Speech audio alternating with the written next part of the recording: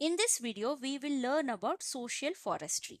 It is basically the management and protection of forests and promoting afforestation and afforestation of basically barren and deforested lands to help environmental, social and rural development. It is called forestry of the people, by the people and for the people. Social forestry was initiated by the National Commission on Agriculture, Government of India in 1976 by planting trees on unused and fallow land. So what are the objectives of social forestry? If we see, the main objective includes to increase forest area, increase supply of fuel wood to rural population for domestic usage because they are dependent on forest for the wood. Next, to provide fodder for livestock so they don't go into the forest in fetching the fodder. Provide minor forest produce for inhabitants and local industries without destroying the major part of the forest. Protecting agricultural fields from adverse climatic factor.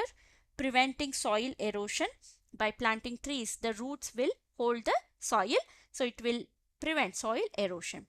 It will provide jobs for unskilled workers, mainly the nearby villagers.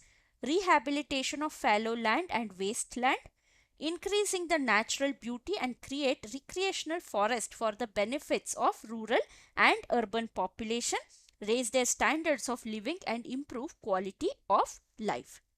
Now, if we see types of social forestry, there are mainly four types. First is farm forestry, in which individual farmers plant trees on their farmland to protect their crops from bad weather.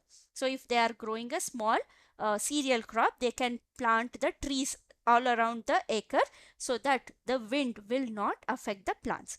So, it will meet their domestic needs of fuel and fodder as well. Second type is community forestry or rural forestry.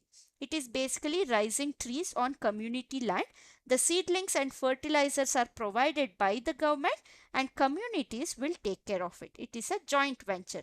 So government is the one which is investing and the local bodies and community is the acting partner.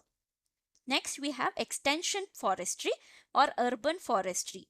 It is the tree plantation on the sides of the road, canals, railways and also on wasteland. Fourth type is agroforestry, which includes silviculture along with agricultural crops and livestock ranging on the same land.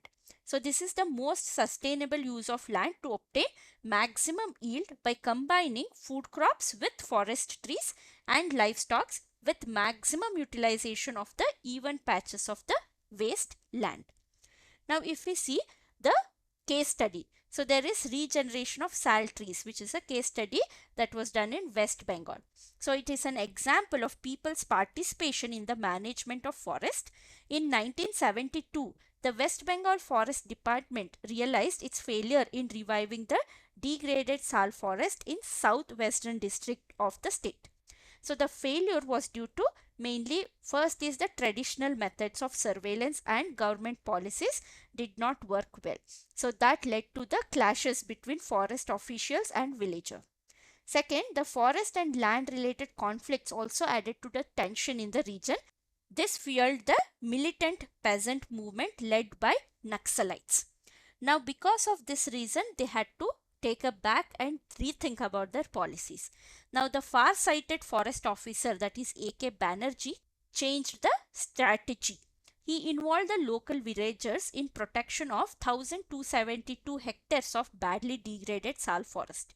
In return, the villagers were given employment in silviculture. Besides employment, villagers were given 25% of the harvest. They were also allowed to collect fodder and firewood on a nominal payment. With the active participation of the local villagers, the Arabari forest underwent remarkable recovery and became thick and green by 1983. Now, the worthless forest was valued at 12.5 crore rupees. I hope this topic is clear to you. Thank you.